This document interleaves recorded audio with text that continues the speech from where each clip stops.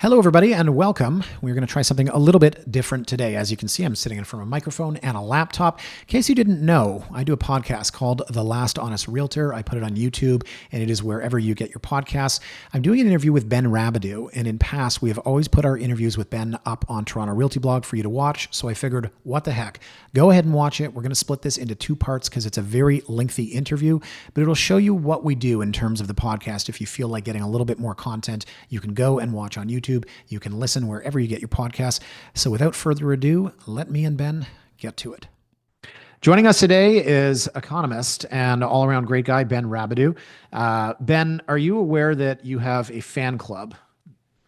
I have a fan club. Yeah. Well, that's got to be, there's an old saying, like, I don't want to be a part of any club that'll have me. Oh, right? boy.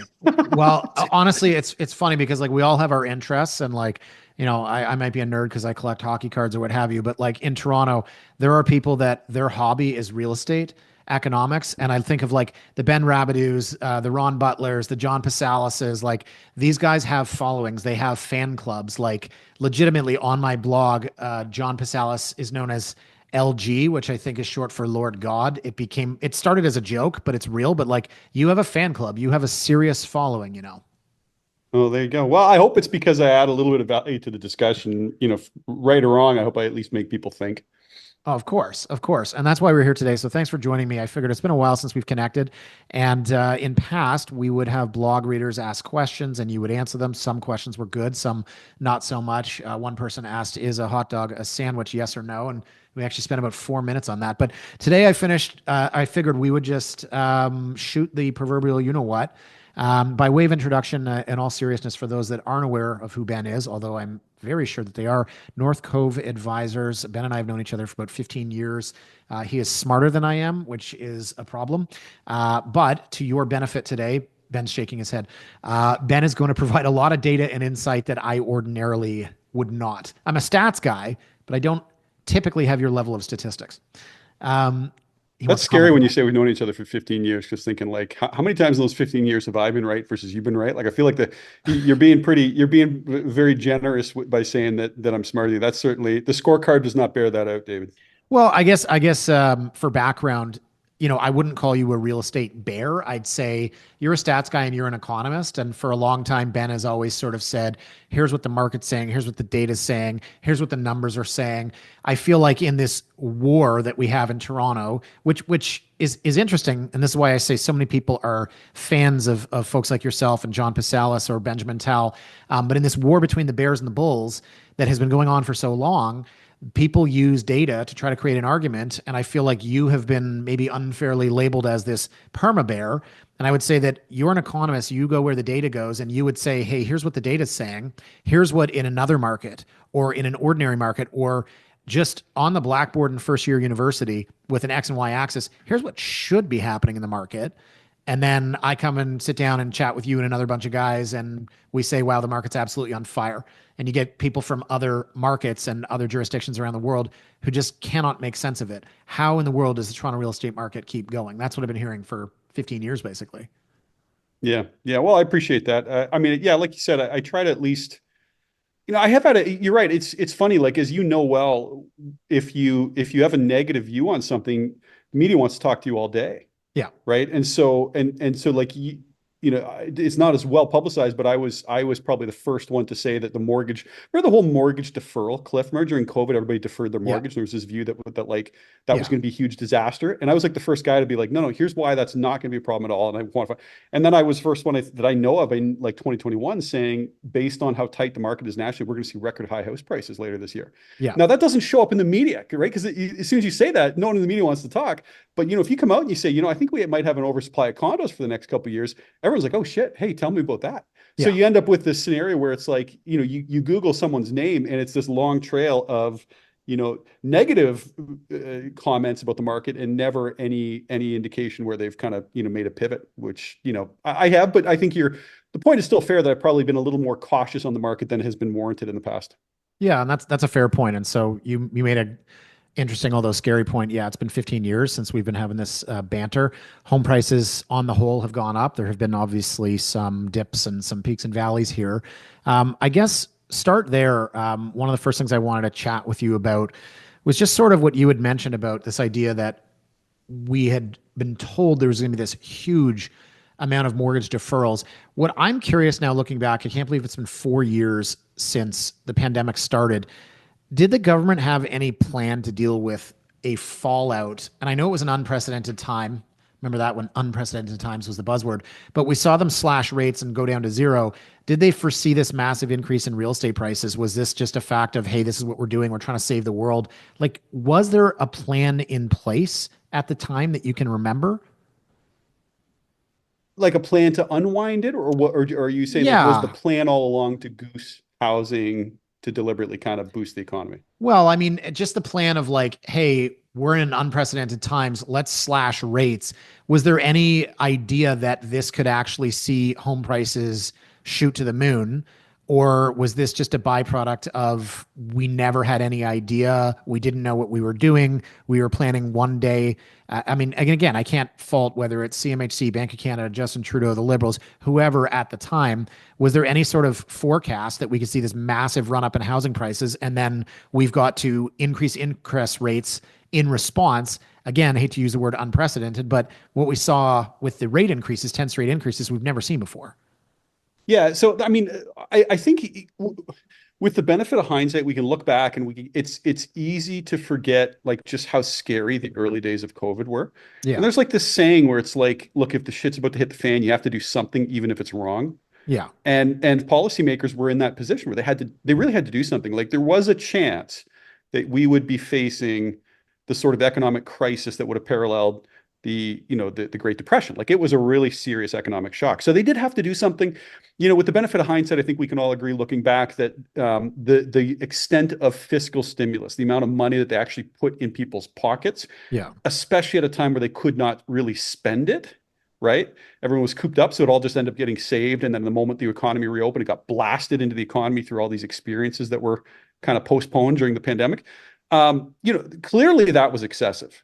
Now, what I would say is you had a central bank that made a really bad mistake by standing there in, I guess it was 2020, maybe early 21, and saying to Canadians, you can be sure that interest rates are going to stay low for a long time, Yeah. which basically just rang the dinner bell for anyone who wanted to speculate on housing.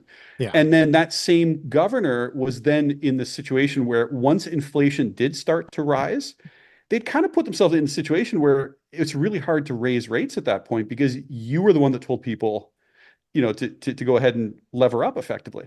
Yeah. And so then they made kind of the opposite mistake, which was that they kind of held off tightening longer than they should have, hoping desperately that this inflation was in fact transitory. It turned out not to be.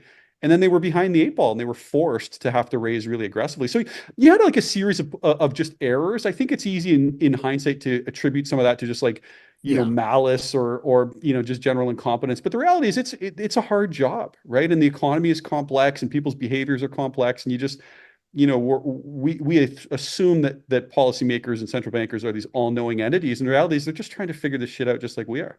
Yeah. And I guess one of the other questions regarding that is, um, would you say that they were too slow to raise rates in 2022 and then too slow to decrease rates in 2024? Because it seems like they were wrong the first time and wrong the second time, which to me is just fascinating. Yeah, well, certainly with hindsight, we know they were too slow in raising rates. I mean, we had inflation at 30-year highs, and Yeah. real rates were negative by like 4 percentage points, like which is kind of unprecedented. Yeah. So, without question, that was a mistake. In 2024, were they late in cutting? Like, I think you could make that argument. The pushback to that is just that, like, you're starting to see some pain in the economy, but Yeah. it's not like the economy is falling apart. Like you are seeing signs at the edges. There's definitely these rates are hurting. There's no question. Um, could they have moved maybe a few months earlier? Like, yeah, but it's not. I mean, they weren't. See, the problem is, like David, you're in the thick of it. You're right in the crosshairs, being in the real estate space. So your Yeah. perspective on the state of the economy is very different than someone, who's in a less interest rate sensitive industry. And I think Yeah. that if you take a step back and look in broad brushstrokes at the economy, it's actually doing much better than I would have thought. Like I think if you and I had been here 2 years ago and we said rates would hit 6% and you'd have mortgage rates in the sevens and Mhm. and house prices were basically have, ticked down a little bit and then flatlined for a year, Yeah. we probably would have been like, that's, it's probably gonna be a lot worse than that. You know what I mean? Like I would have bet worse. So, maybe they were a few months too late. Now, I think what I would argue though is we're at a situation coming up now where they will be forced to continue to cut pretty aggressively, because I do think, in as much as like the economy is slowing at the margins, you are starting to see the interest rate sensitive part really start to get hurt. And I think if they wait, so to your point, if they wait much longer, like I have a view that the overnight rate has to get down to under 2%, which is a Under different 2%. view. Yeah. So right now, if you look at Wow. like the curve, so the markets are kind of expecting that the terminal rate for the Bank of Canada, so kind of the low point this cycle, is going to be 2.75, or at least last time I looked. Yeah. And so that would imply another 150 basis points ish of cuts. Okay. And they're expecting we're going to get there by the end of next year. Yeah. Man, I think that's still way too high. I just think that for a number of reasons that we can talk about, I do think it's got to get considerably lower than that. And if it's not, then we risk, more significant economic fallout. Now, the add-on to that discussion is that I do think Trump also complicates that story, right? Oh, So there's a that's a lot we can, I mean, whole we can other spend the next hour topic. just talking about rates, but do you want to Yeah. go there? Why I think rates have got to go lower? Or where Um, do you want to take this? I want to come back to that, I guess. Yeah. Anytime I hear the word Trump, I get nervous. But not necessarily for me, for the viewers, for the listeners, everyone's on their side of Well, you things. can't ignore him, right? That's the No, problem, is you can't ignore you him can't now. you can't like him, you can't hate him, you can't. It's a lose lose all around. Just one thing I want to circle back to was, I had talked about this unprecedented series of rate cuts, and it wasn't just the Bank of Canada; it was the entire world. It was COVID, it was the pandemic. Why is it? Because I remember all these articles of people talking about, oh boy, in 2024, 25, 26, we're going to see the mother of all defaults and every house is going to be up for sale. People are going to be walking away, leaving the keys for the bank, all of this nonsense. And again, the media exacerbates everything, right? If it bleeds, it leads. And we haven't seen that. Can you tell me why we have not seen this massive? It sounded like, one out of every 10 people was going to default. They can't make their payments. Why did that not come true? Well, I mean, I think there's a couple things. The first and most obvious one is that generally people don't default if they still have a job, right? Okay. So the state of the labor market matters a lot, and not just the state of the job market, but in particular, it's not unemployment that matters; it's long-term unemployment, right? So if you're unemployed for a couple months, you're probably not going to default on a mortgage if you can Right. find another job in 6 or 8 weeks, right? But if you can't find a job for a year or for 6 months even, very different outcome. And so one of the indicators to watch is the trend in long-term unemployment. And Mhm. like I would just say that's one of the concerning dynamics that I'm seeing in the labor market. You're seeing a real sharp increase in long-term unemployment. That's being masked by the fact that the overall job market looks okay, but the reality is if you lose your job today, it's very hard to find another one. Yeah. That's a problem. So, Yeah. but up until recently, that's been a big one. If you have a job, by and large, you're not going to default. That's one. Second thing that I think we all underestimate is just how much savings people had accumulated during the pandemic and held on to. And so you can see that in the data. Households are still saving to some extent, but that has provided a bit of a cushion. But the big one is also just that the big renewal years are 25 and 26. And Right. that's always been the case. Now you had a cohort of variable rate borrowers that had the true floating payment, right? Mhm. So in Canada, 70 to 80% of our variable rate mortgages, the payments don't actually move. You know this well, right? You get Yep. these Yep. negative amortizing mortgages in the worst case scenario. So all that to say, up until now, it's arguable that only about 40% of borrowers have even felt the rate increase. Maybe half. The Bank of Canada says half. I think it's maybe a little less than that. Where it becomes more problematic is you get at 25 and 26. And there, like this is one of the core reasons I think the Bank of Canada has to get a lot lower is Mhm. if you look at, okay, so we actually have data on the number of mortgage originations every month, like the dollar volume and the average interest rate that they were originated at. And so you can actually see there's this cohort of borrowers that took out mortgages between late 2020 and early 2022. And the average interest rate is under 2%. And in a lot of cases, it's like 1.6 at the Yeah, it's lowest. wild. Yeah. Yeah. And then if you aggregate how much that is, it's about a third of the outstanding mortgage balance in the country. Now you roll that forward, you got a blob of about a third of the mortgage debt is going to renew you kind of roll that for 5 years on average, let's say. It's renewing in 25, 26. And so if you just model out like a really simple analysis that I do is I say, okay, let's assume that the average rate is 2%. And let's take the very best widely available mortgage they could roll into, whether it's variable, 1 year, 2 year, 5 year fixed, whatever it is. Yeah. What's the best rate they could theoretically roll into? Three and a Um, half. you're not going to get 3.5 today, right? You're No, but still I'm over the talking fours. about by June of next Oh, year. okay. Okay. Well, this is my point, Yeah. though. This is my point. So as of today, Yeah. that payment shock is still going to be about 40% on average. Yeah.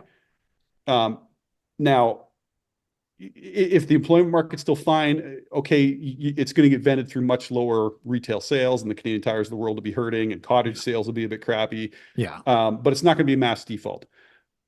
But if that coincides with a bit of a softening in the broader economy and an uptick in unemployment, like you definitely will see arrears tick up. Like we're still only 20 basis points nationally. They're going to double from here, right? Like it's, I mean, and that's not a scary prediction. Yeah. 40 basis points, like just a little bit above the long-term norm. So I think that's where we're going, and that's the core you have to watch. And if you're the Bank of Canada, you're acutely aware of that. You actually had Carolyn Rogers last week come out and give a speech and comment on that exact dynamic, saying like basically that's the cohort we're worried about. We still have Mhm. work to do. They can't be more clear. They got to get rates a lot lower. And so that's where they're going to go. Well, it's interesting. You made the point. I was chuckling on the inside, trying not to let my inner voice out, but now I will. When you talked about all the incredible savings that people had, and I thought about that amazing interview with Chrystia Freeland. As you know, I'm such a huge supporter of this Liberal government. When Chrystia Freeland said, "We need to unlock that savings. If anyone has any ideas, we'd like to hear from you." And I thought, wow, how great of this government to say all these people that have scrimped and saved, and now she wants to take it. Um, Anyways, don't need a response on that because maybe you want to keep your beliefs a little more internalized than mine. But no, I don't like her. I don't think she's qualified for her role. Then again, who is? But that savings comment will, of all of the political comments I've heard from this government in the last decade, that incredible one about how do we unlock that Yeah, savings? that was Yeah. crazy. That was a Good, crazy comment. good for Yeah. her. So for all those people that have been saving, don't forget your government wants to take it from you.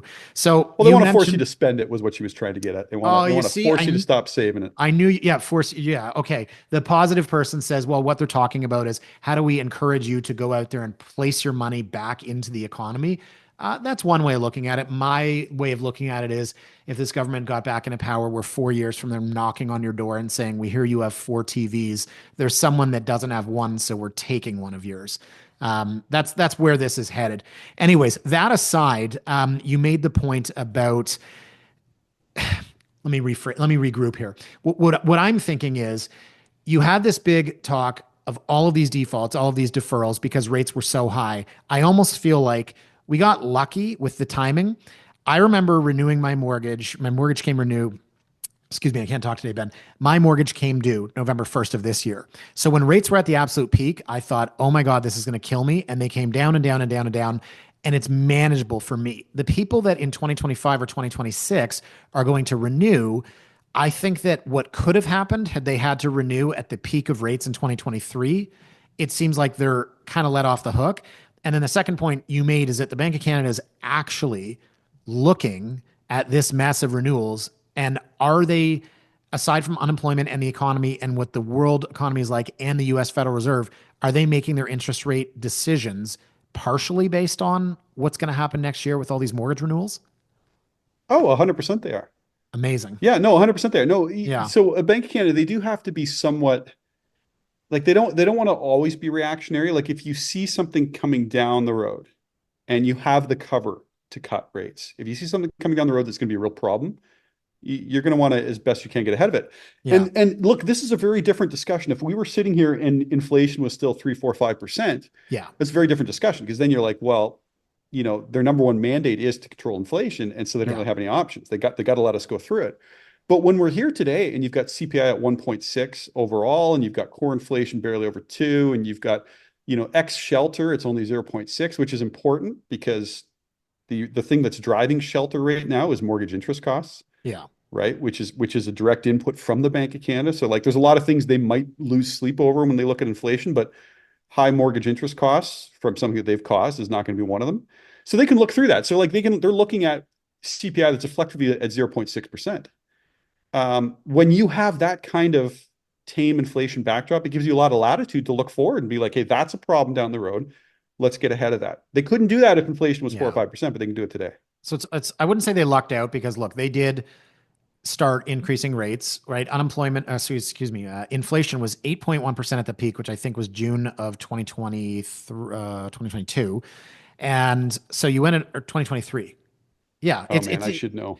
you know what? It's just happened so fast that I'm always confused by it because it was like rates shot up so fast and then came down so fast. So I almost feel like all of these people, and I'm really hooked on this, and I apologize if I'm beating this dead horse, but all of these people that were supposed to default, all of these mortgage renewals that were going to be in trouble in 2025, on the one hand, we had rates go up and come back down. And on the other hand, you now have the Bank of Canada saying, well, we've got to be on the lookout for this. So I almost think all of these people are going to end up dodging a bullet. And these people that woulda, coulda, shoulda lost their house, according to the bears and the naysayers, they're going to be absolutely fine in a year or two.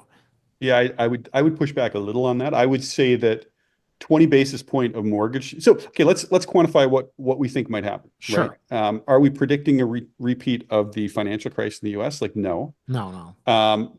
But is it sensible that, like, first of all, I'm not of the view that rates are going back to zero. So when I said they got to get No. sub 2% on the overnight rate, that's still mortgage rates in the high threes, mid Yeah. threes. Like that's not your, the 2020, 2021, sub 1% variable crazy stuff that we saw.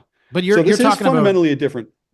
yeah, I was gonna say you're talking about like, look, I don't want to come off as rude here, but I don't have a lot of sympathy for the person that got a 1.69% 5-year fixed, but based all their assumptions on another 1.69% 5-year fix when they come up for air in 2026. I Yeah. think that's Well, very those are poor the guys that planning. will be in some level of trouble. And so here's my point, just to square that circle. Sure. Um, so we're now in an environment where I don't want to call it higher for longer because we're still talking about, like, there was a time, remember Jim Flaherty freaked out when mortgage rates got below 3, Yeah. and he Yeah. was like, this is way too stimulative. Like, I'm Yeah. saying we're probably going back to 3% rates, Yeah. right? Um, that's not a disaster, but it's not an environment that's conducive to 20 basis points of mortgage delinquencies. You'll be Yeah. double that. You may be considerably more than that. So I'd be careful. Like, in one sense, you're going to end up with mortgage delinquencies that have effectively tripled off the lows. That's not nothing. Yeah. I think that's where we're going, and but it's not. It's just not a. It's not a disaster. Yeah. I'd say And that. I wrote about this on my blog, I think last week, like looking at the delinquencies. I wish I had it in front of me, but yeah, you're right. You may end up with a triple, but if you go from 8 basis points to 24 basis points, you're still at 24 basis points. And Canada wide, if you actually look at the amount of mortgages and the amount of delinquencies, it's really not that significant. So in terms Well, of that's my the, point. That's my point. Can it stay there? yeah, Like in an era where the we do have higher rates, do you think that we're going to be considered, like does it make sense to you that after a period of ultra low rates with the leverage in the system, yeah. that we're going to stop, the pendulum will stop exactly at the long-term norm, or do you think it might overshoot the long-term norm? Like, to me, this Mhm. is just a kind of a first principles type thing. Like, we've been through an era where mortgage delinquencies were, I would argue, artificially low as a Mhm. function of artificially low rates, Okay. amongst other factors. Do we think that we're going to have a period where it overshoots the other side, like things always do in every cycle? Like, I would say yes. Well, the long-term norm is 35 basis points. Mhm. So if we assume you're going to overshoot that, which I think is likely, like, I don't think it's, 40, 50 basis points. It's not a disaster, but that would be like a, 3 to almost 4x increase. And I'm talking nationally. So Ontario got Sure. as low as like 8 basis points. So could Yeah. it get up to like 30, 35? Like, yeah. I Like, mean, I don't think that's a crazy thing to say in this environment. I'm going to predict no. It's not based on anything. You can say that this is a gut feeling or this is me cheerleading the market. I'm just going to predict no. It is nothing more than a gut feeling. But I guess for me, I look back and like, look, I'm 44. So there are a lot of people that are going to be like, you don't remember 21% interest rates. But I've been doing this for 20 years. And it's kind of funny because now I'm at that time in my life where there are younger people that have never seen these rates right now. So like my first interest rate was 4.99% on a 5-year fixed in 2005. And my dad told me rates will never be this low. 4.99 is insane. And he told me take the 10-year at 6.79. And obviously, that wouldn't have been a good idea. But I'm looking at this now and you're saying, rates are going to be, if we have a 5-year fixed rate next June of 359, it is so high compared to the 169s people were getting during the pandemic. But 359 to me, having started my career in 2004, that is so incredibly low for anyone to Mhm. think that that's high. And I understand if you're at a 169 and you bought for $1 million in 2021, now you got to renew at Mhm. 369. First of all, your house probably up 100, $150,000 at worst, depending on where you bought.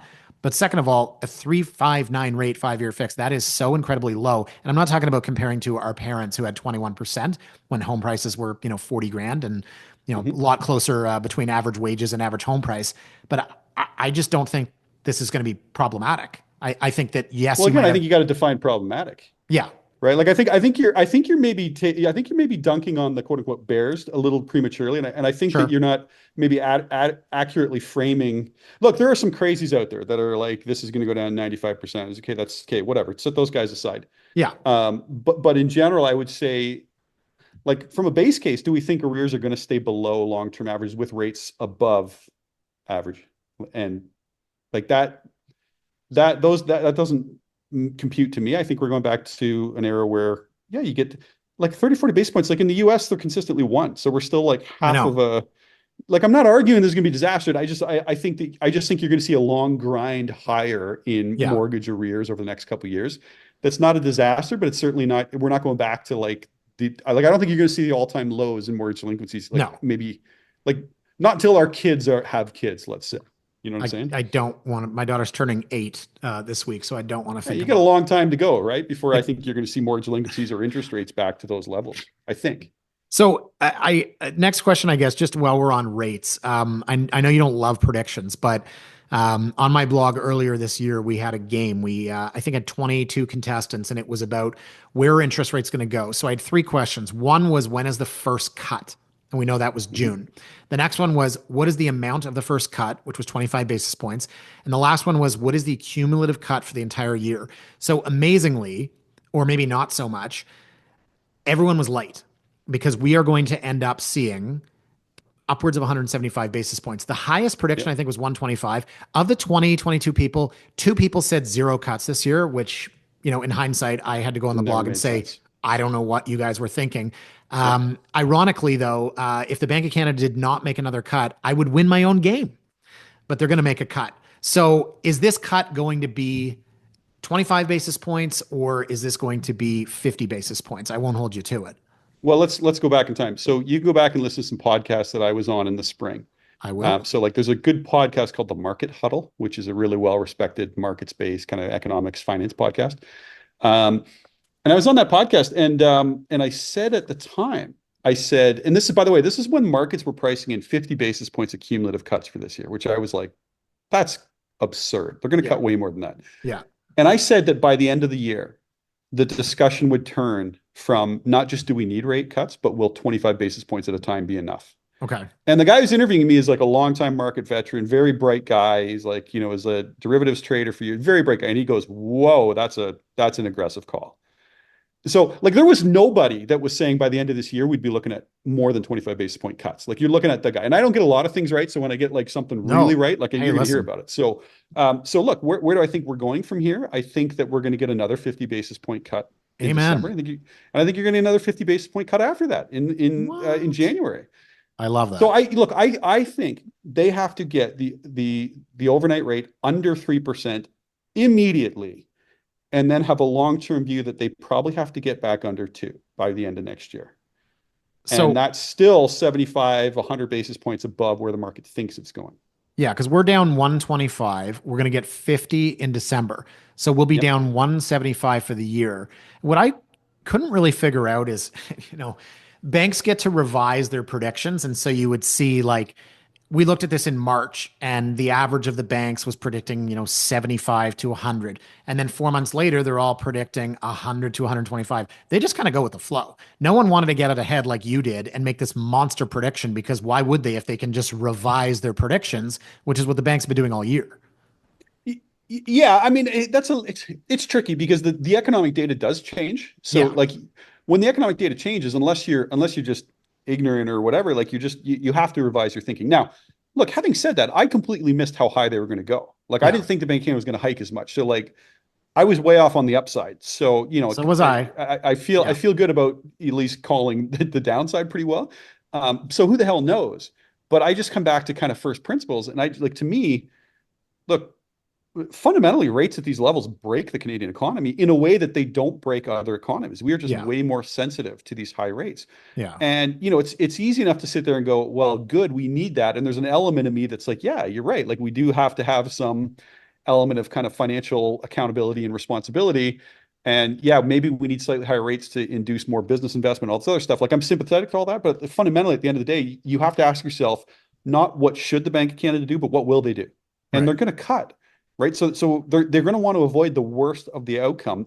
And if they don't cut that much, then I do think some of those more bearish scenarios come into play. And the other thing Sure. that we're not discussing, and this is also what informs my view, is I have a view, and you're not going to love this, David, but I I'm have a I'm ready. view I'm listening. that the growth of the population is going to slow way more than people think next year. Okay. And that is one of the reasons why I think the Bank of Canada is going to have to get rates so low, because so much of our economic growth has been driven not by productivity, but Mhm. by just expanding the population. And Yeah. that's changing. Like people are still sleeping on how big a deal these immigration reforms are in Canada. Yeah. And by the way, this is not my view.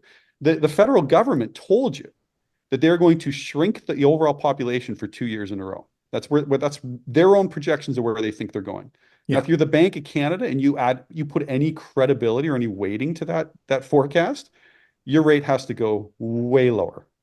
Yeah. I mean, the immigration thing is, I don't even want to get into it because, again, not to make But it you can't political, have but a view on rates and housing and the economy without having a view on immigration. It's no, the I Canadian have economy right I now. have many views. I just like, like I said, don't want to get too political, but Justin Trudeau has started to unwind his entire policy, which to me is just this guy created an absolute tire fire of this country. And I remember once somebody in an open forum asked him about immigration, and he turned to a Canadian and said, "There's no room here for your racism, ma'am."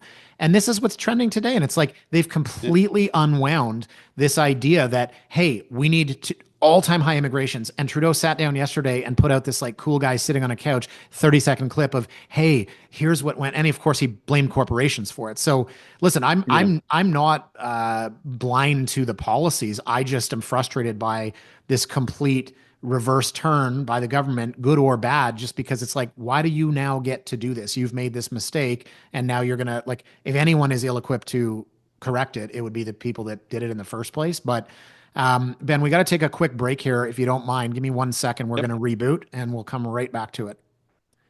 Okay, folks, we are going to stop just for a moment, actually for a couple of days right there. And we will be back on Thursday with part 2 of my interview with Ben Rabidoux.